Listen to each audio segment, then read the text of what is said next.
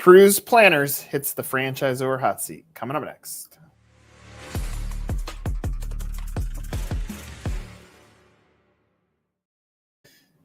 Brian, first you, then the brand. How did you accidentally fall into franchising? What's your franchise backstory? So my backstory, Nick, is I'm a software developer by trade. And for a number of years, I worked for a small company in South Florida. And we actually ended up doing some business with some large franchise organizations. We did a bunch of work for the Subway Corp, which is not a very small brand. Right. And actually, my family, when I was a young man, a child, actually owned a franchise. So franchising has always been something that I've been around in my professional career, my personal life. I worked at a few franchises over the years. So just something where, you gravitate towards things that you know. And that's kind of how I landed here at Cruise Planners all those years ago. What kind of franchise was your family into? They owned a burger franchise that was in a mall food court. And then down in South Florida, we have a franchise called Miami Subs. And I worked there as an employee for a number of years. So you learn a lot about, especially in the food service industry, just how much it's controlled and sort of mandated by the corporate side of things, and just the structure and the processes that they put in play. Something that I sort of gravitated towards, something that I really thought was an interesting thing. And it was really great for a small business owner to be able to buy into something that was sort of, pre-built for them. And that's, what attracted a lot of people to it. That's what attracted my parents to it at one point. So your parents buy this burger brand. Yep. Did they scale it? Did they have one unit? They had one unit, and unfortunately wasn't the most successful of the ventures on their part. And part of it is that it was the first foray outside of the core market for that brand. They brought it into a brand new market they were trying to expand to. There wasn't too much of an appetite, no pun intended, not too much of an appetite for that particular type of product. So they gave it a good run, but it wasn't something that ultimately they could grow with. My experience working with Subway, though, that was kind of the opposite end of the spectrum. Super successful. I worked with a lot of their franchisees, and I would see how, they would grow their business, multi-unit owners, and they would get, some pretty good scale with what they were trying to do. How old were you when your parents owned the franchise? Oh, I was a kid, 10 years old, something like that. Yeah. I'm always curious on this. Did you have a sense, like in your own brain, are you like, wow, it's really cool, my parents own a restaurant, like, or how are you processing that as a kid? Like I think about all the jobs that my parents had, and right.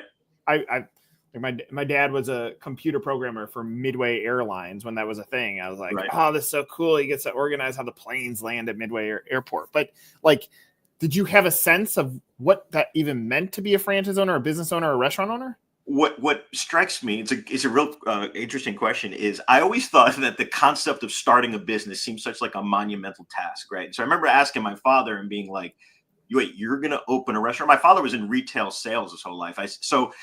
And what he explained to me, even at that young age, was that, when you get into a franchise, the business is sort of created for you, right? So a lot of the logistics, a lot of the supply chain, a lot of the business makings that, if you were trying to start your own business, a lot of that is solved for you. And I always thought that, boy, that's a really cool way to go about it, because, as a small business owner, getting into something, especially if it's not your comfort zone, something you don't have a lot of pre-existing history with, that part of it, I thought was just this cool thing. I'm like, so they kind of give you like, you don't got to design a logo. You don't got to do the packaging. You don't got to write the recipes. And he's like, no, they give us all that. We're just operators at that point. And I thought that was a very, it sort of struck me as something pretty unique back in those days.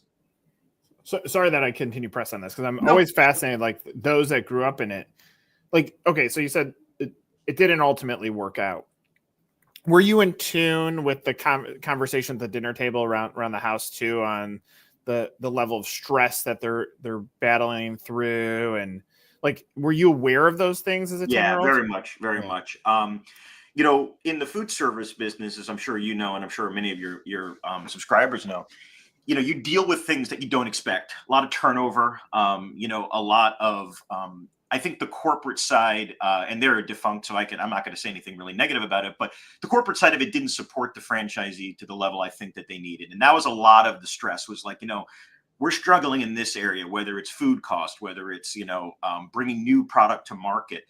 And, my father would be sort of this mindset, like, if they could just help us, we've put in, it's a big investment. We've put in this time and energy. We want to make it succeed. And there was this bit of a disconnect between the expectation of him as a franchisee and what the corporate would do. And they were struggling on their own. So there was other factors that contributed to it, but I was very aware of it, very sort of sympathetic to that.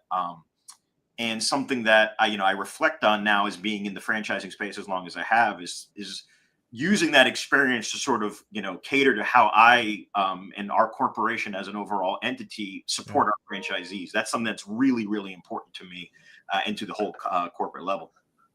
It's huge. And now you have an internal North Star of what it felt like to be that. Out of curiosity, did your parents ever get back into franchising after that? They did not. No. They've shied away from it over the years. And I don't think they would be opposed to it because of that experience. I think food service franchise for sure. They would say, no, we're not doing that again. But, they're older now and retired and all that kind of stuff. So, but, it did set up an education for me and to understand the inner workings of the franchise model, and something that, I think has really served me well, because I understand the needs of the franchisees as well as, now I'm in the corporate side, the limitations that we have and we face and the expectations that we face. I think that the last word you just said ends up being so critical. So a few comments. One is we're working with a brand right now, and we looked at what percentage of franchisees are hitting profitability by when. Mm-hmm. And so out of 32 locations, 30 have not within the expectation that they were set. And so there's a level of frustration. And so I look back at the FDD and I go, well, your marketing isn't aligned. We know what the cost of user acquisition is. Mm-hmm. And so we're shaving too much off of the marketing expense going into it, but it's a larger expense going into this. So I think about like a burger brand pioneering the market. If you put like your grand opening's $5,000, like this is what you should budget, then the expectation of the franchisee is that's what you've engineered that I need to spend. And the reality is maybe it needed to be $50,000. Like in my opinion, I think 10% of the total investment needs to go into that grand opening marketing as a starting point, because then it sets the expectations. That's statement one. Statement two is 100%. Yeah. Statement two is I along my career, I've been in franchising for 20 years. I've looked at a few business opportunities very early on, which it would have been the wrong business opportunity. I was looking at a chicken wing brand. I loved it. I love the founders. I love the product. And I'll never forget this call. They didn't know that I was looking at it as a business opportunity. I had a group of friends that were talking about how do we put this together, and they did a discovery call. And I said to the head of sales, Hurricane Katrina hit, and they had a franchisee that had 10 locations in New Orleans, and all of them were destroyed. Wow. So what are you going to do for them? They go, nothing. That's the benefit of being a franchisor. Oh. We don't have to do anything. And I think about that and what the story is that you just said to your parents. Now, on the end of this long-winded statement, the reality is franchisors make money off of royalty.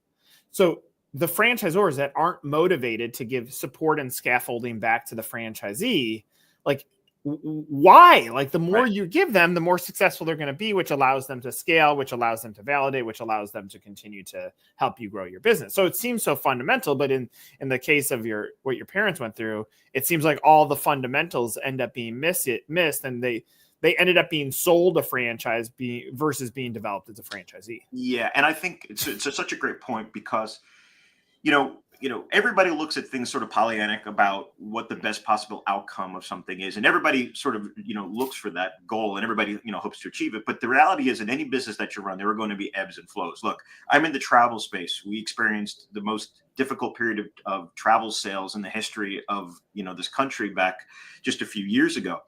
And a lot of the competitors in our space, whether they're the franchisees or franchisors or their host agencies, they didn't support their base, whether it was through, whether it was financially or, and I think this is even more important, just being there as a support network for them, providing, updates and context and being really transparent about what's happening with the business so that they don't feel isolated and alone in this journey. And you always prove your measure, I believe very strongly, in when things are tough and how you react to those situations. And I think the franchisee network relies upon you as the guiding light towards, future success.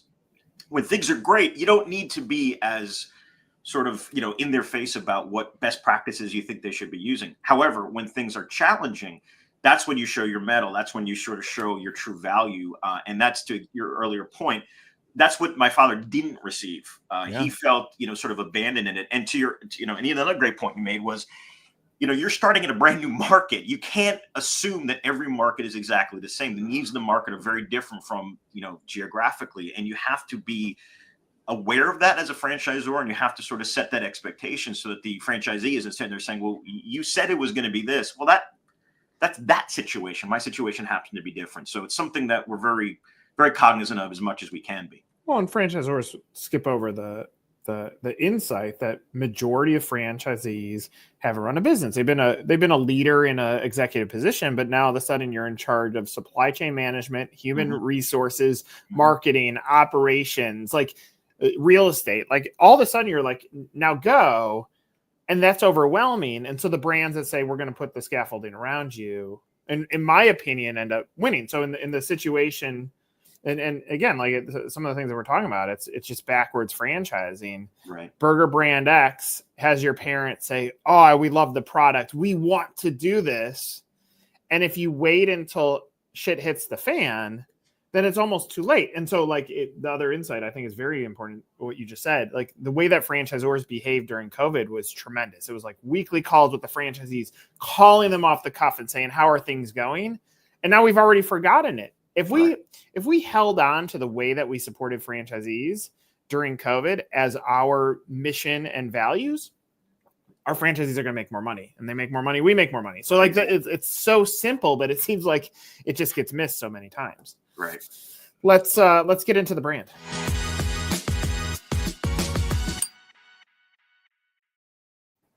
I know what Cruise Planners is, but if someone's watching this, how do you explain what Cruise Planners is? So Cruise Planners is the most basic way I could put it is we're a travel franchise organization. We have franchisees all over the United States, basically every state in the country. We sell travel to customers.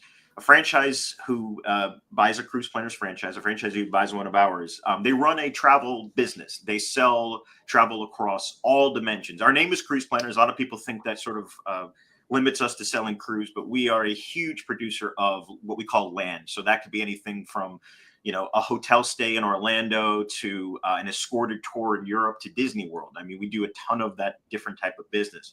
So as a potential franchisee, you evaluate our sort of business in a box model that we provide, and we provide a lot of the logistics we've already been talking about: the marketing, the operations, the systems, the financials. All of that stuff is a sort of a pre-designed system that you come into. And then your job is to sell travel, usually leisure travel, to your friends, your families, to grow your network, and to have a really great career doing something that, quite honestly, is a whole lot of fun to do. And so this brand has been around for 30 years. We're actually going into our 31st year. Our founder and CEO, Michelle, started this company in the early 90s, was a travel advisor prior to that, and then partnered with some folks to get into the franchising model, which was pretty rare back in those days. And we've grown this business over the years to doing over $1 billion in travel sales the past couple of years. How many trips or vacations are booked annually by system-wide? Oh, that's a really great question. I actually don't know the answer to it. It's, tens, if not hundreds of thousands of different trips every year. I mean, if it were me, on a marketing standpoint, I'm leveraging that number because, like, this would be a much longer conversation. But when I've studied the hotel industry, they're all beat up by the Hotwires and Expedias right now. Sure. And they feel like that's the only way they're going to get customer acquisition. Direct to site, the consumer's almost been trained like you're going to overpay by going direct there. I would imagine like there's some similarities in that experience with a vacation planner or a trip planner, that the perception is, why would I pay you more when I can do it for less? All the tools are there. But if I'm taking some of those global numbers, why, especially if you see some consistency of travel markets, why would a hotel, like a owner of a hotel, not say, man, we want an exclusive partnership with you for this marketplace so that we can give you discounts, preferred rates, and then you're able to leverage that back to your customer. So I think the number would be intriguing. How many franchisees do you currently have? We have over 2,500. I know the number, we onboard and offboard occasionally. So we have over 2,500. And some of those 2,500 are actually original ones back from when the company was first founded. And to the point you were just making, I think one of the big misunderstandings about this business is that you kind of alluded to it, which is, why do I need a travel advisor? What's the value of travel advisor? So there's a couple of, misconceptions out there. The first one is that a travel advisor, you pay them, right? Because you think about other advisors in your life, a financial advisor or an attorney or something like that. In the world of travel, they earn commission. Travel advisors earn commission for that experience. And so they have a vested interest in providing the best vacation option for the customer without the customer having to spend any money out, beyond the vacation cost. And then the second part of it, I think, is really important, is that as a travel advisor, in the community that exists amongst travel advisors, there are programs and benefits that are only accessible when you are part of this community. And that could be anything from deals. People are always very deal centric, cheaper a price for a vacation, or amenities. And that would be things like, private escorted tours, or, additional perks when you're going on a cruise ship and things like that. And so, we're used to this paradigm, if some of us are a little bit older, where the concept of a travel agency was a brick and mortar type concept. You'd walk in there and, they take out maps and things like that, and you'd work to design a vacation. And now with the sophistication we have, it really becomes more of a consulting type world, where your travel advisor is talking to you about your vacation needs, just like they would talk about any other professional advice. And then they curate the vacation for you and provide you the best value for those dollars. So I always say, when somebody says, well, why do I need a travel advisor? And I would say, if you never work with them, do it, right? Do it and see how much stress that takes off of you, how much you're getting better value for the same dollars you were planning on spending. Because, I think it's fairly obvious. You can go on and go book a cruise, or you can go on and book a hotel, onesie twosies, but are you getting the best price? You're getting the best value for your dollars. And if there's no additional expense to the travel advisor, then it's a win-win for everybody. It's why we've been so successful at this, is once you have that connection with the customer, then you just build upon that, right? You're not, it's friends, it's families, it's referrals, you get a reputation, all those types of things. Like any business, if I go and there's a million burger joints out there, but if I go to the place that gives me, boy, it's a really good price and this is a really good product, I'm going to keep frequenting that. Boy. And then I'll tell my friends and so forth and so on. I would assume with 2,500 franchisees, you don't really have a issue selling franchise. And part of it is because the cost is so low. Like if you want to add something to your portfolio or your time frame, or do something as almost a side hustle, like you fit into that category.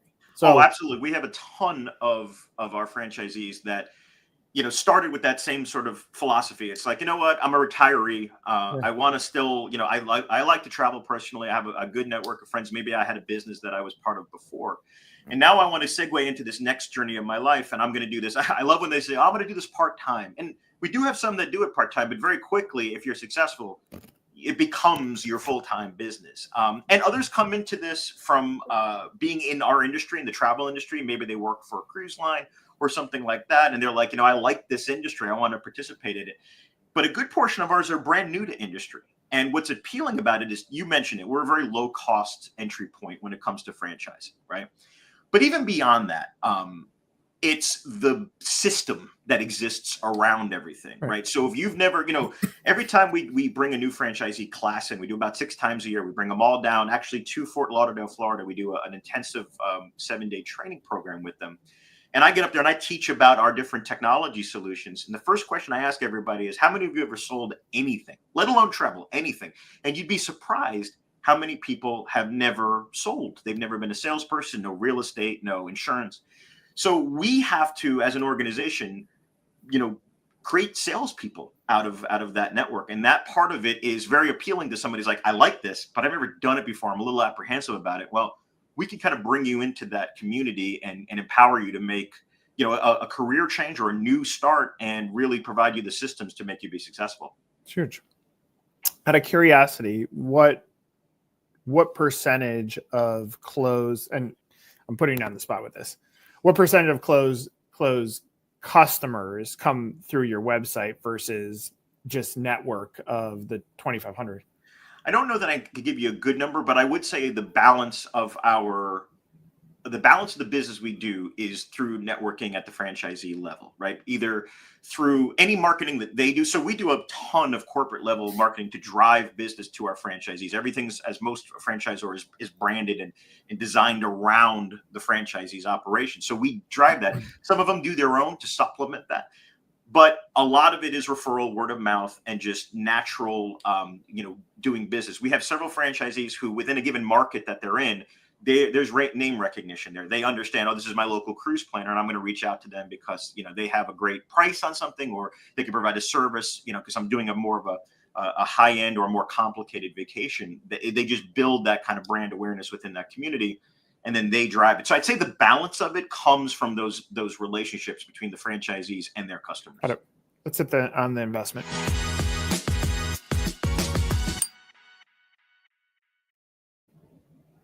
Cost to get in is very low. Yeah, it's $10,000, $995, $10,995 if you're brand new, never been in travel before. And then we have several programs to get that cost down. For example, if you've been in the travel space before and you have demonstrated that you've sold travel before, there's a different rate. And then we also do quite a bit for two of our core key markets in terms of franchise acquisition are teachers. We also have, stay-at-home moms, and also we do a ton with military, police, and firemen. We have a lot of programs built around that. So we have a good percentage of our network are, from either the armed forces, active or retired, or, from services like I said, EMTs, policemen, firemen, things like that. So 10,995, that's the top end that you would get into if you're brand new to this. And then obviously it comes down a little bit lower depending on your personal background. What do you put in item 19? I don't know off the top of my head. That's not really my area. Got it. Yeah, I mean, I would imagine the gross revenue to some extent, which, and this is a gap that I see in franchise. I think it goes back to your parents' situation. Like, I would imagine it's much larger than what the investment is, and so in that investment is a franchise fee. It's getting up and running, right? And there's operating capital, which means in $10,000 there's not a lot. Yeah, there's not much beyond the franchise fee that's what I would call quote unquote required of you, right? Like you need. I'll give you a perfect example of this. You need a computer to access the systems. Everything we do is web-based, like everything is today. But we don't really dictate within our requirements of what that is. I mean, we have franchisees who come to us with literally a 10-year-old iPad and run their business, right? Yeah. So we don't sort of mandate, this is the amount of working capital to start, once you get back home. That's kind of at their discretion. I mean, there are other, smaller things. There's in our industry, there's E&O insurance, for that you have to get.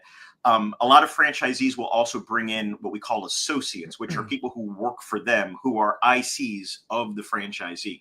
Don't really have an official relationship with us, but then that's at the discretion of the franchisee to decide, do I want to bring in those people? And if they do, there is a fee associated with them having access to the platform, but that's again at the discretion of the franchisee, how they want to run their business.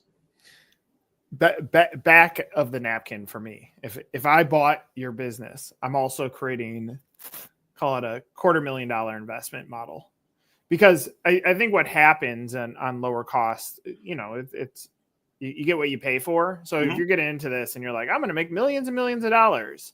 Well, sure. If you're going to hustle and use our platform, I'm sure you can, but it almost sets the expectations in a different way. And so if I were buying it, I would say, okay, whether anybody buys it or not, let's engineer or go through the exercise of what would a $250,000 business look like, and what could that potentially return to a business operator. It might be an interesting process to go through.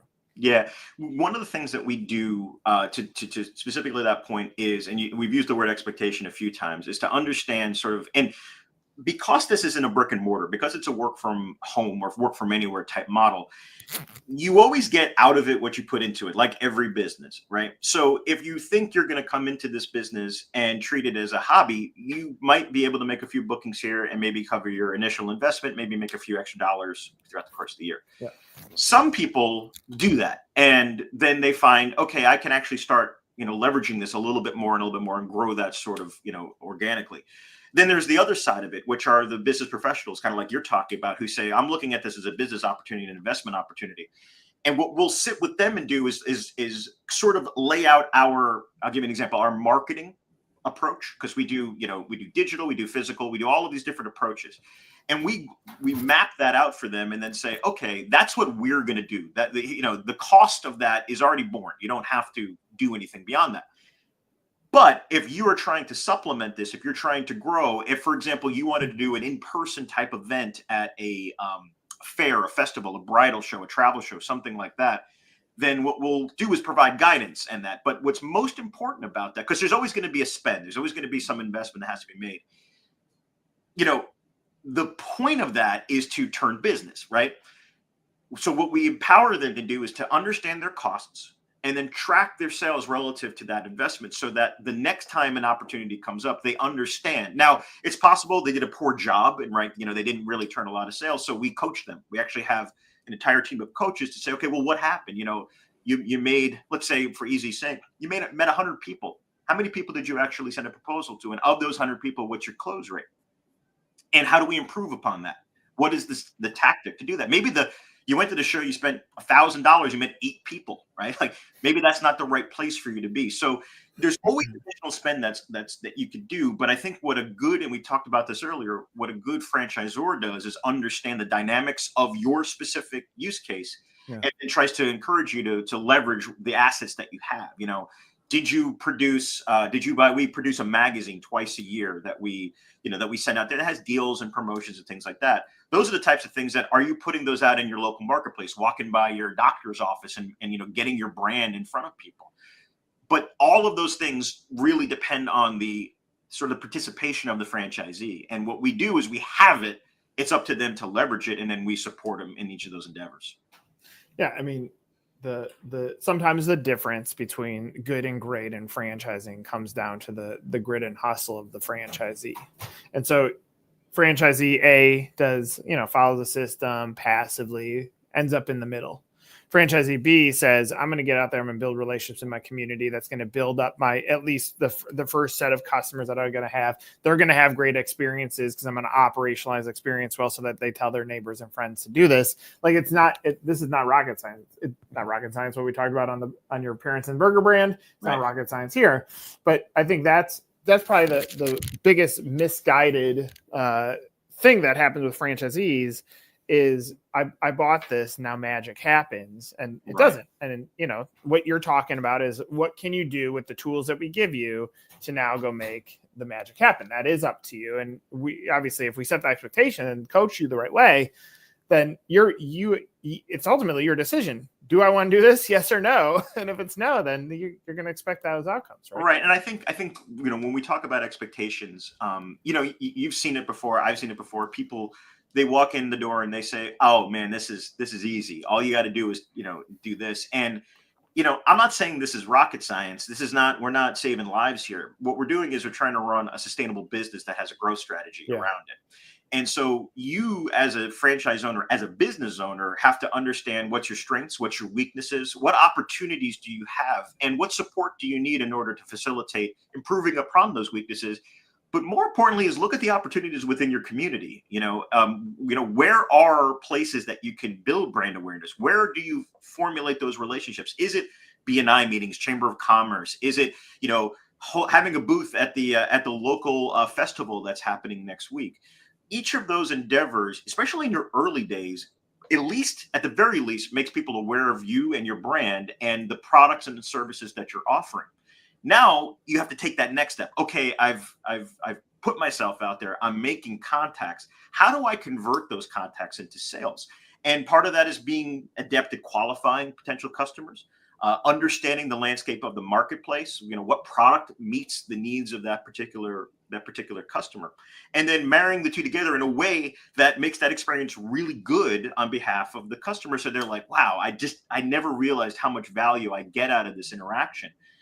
What I found for especially our top producers is that they are just really good at, just being the type of person that somebody can rely upon to take care of their needs. And that's the same across, I don't care what advisory service you're in this, if you have a plumber that you're like, that guy, he's always there for me. He will always handle it for me. He charges a fair price. I don't feel like I'm ever getting ripped off in this transaction.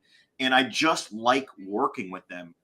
That is the type of model that we found is really sustainable, really, you can replicate it over and over again because it's really true to the personality of the franchisee. If you're going to be, somebody who's like, I'll always get you the best deal. I'll save you a ton of money, and then one and done and you're gone. It doesn't sustain. It's just very hard to make a lot. It's hard to make a lot of money. It's hard to repeat business because that experience is transactional. It's not experiential. Well, to close, I'll say, like, my favorite question, this is for franchisees or for franchisors to ask someone is, what am I doing right? And sometimes when you ask that back to your customers or you ask that back to your franchisees, you can gain all those knowledge points. Obviously, Brian, you just gave a tremendous representation of what is your perception of right, which I'm aligned with. So anyway, love this conversation. Appreciate you sharing your story. I love your backstory. It's such a cool thing. And I think for anybody that's obviously going through the sales process, you're on the technology side, to get to see the personalities behind the business and know that you as a 10-year-old watched your parents struggle through something, like that means you have a North Star internally that you don't want to have that happen to franchisees. And that's awesome. So thanks for sharing some of your story with us. I appreciate it. Thank you so much for having me on today. Great time. Thank you so much. For Brian, I'm Nick. This was another Franchisor Hot Seat.